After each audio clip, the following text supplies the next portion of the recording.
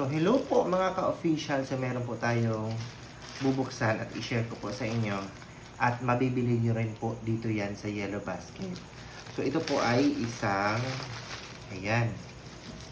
Ito yung tinatawag na Complete 14-14 Fertilizer.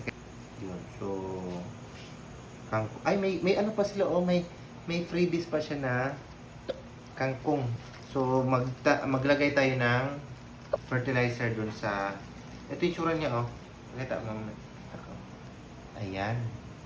So, ito yun. So, tara, samahan nyo ako.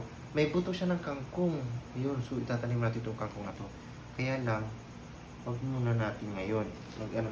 Para samahan nyo ako dun sa mga sili ko na nandun sa labas.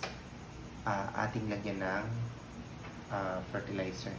So, kailangan isa-isa lang kasi pag idamihan mo paglagay, namamatay po ang halaman. Imbis na mabuhay, tataba, hindi siya. Pag dinamihan mo, ilagay mo sa puno, naku, mamamatay. So, tara, samahan niyo ako. So, ito yung aking mga sili. Ayan. So, lalagyan natin siya ng fertilizer.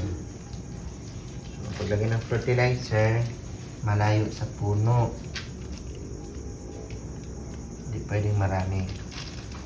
Lagyan na natin siya ng isang piraso.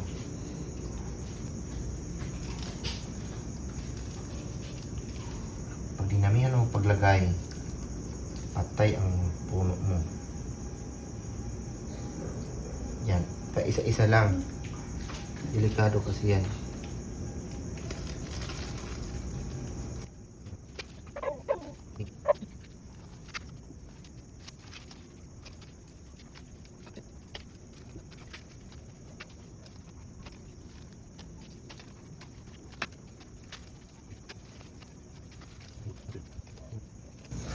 So, yun lang. So, antabayanan natin na lumaki ang mga puno.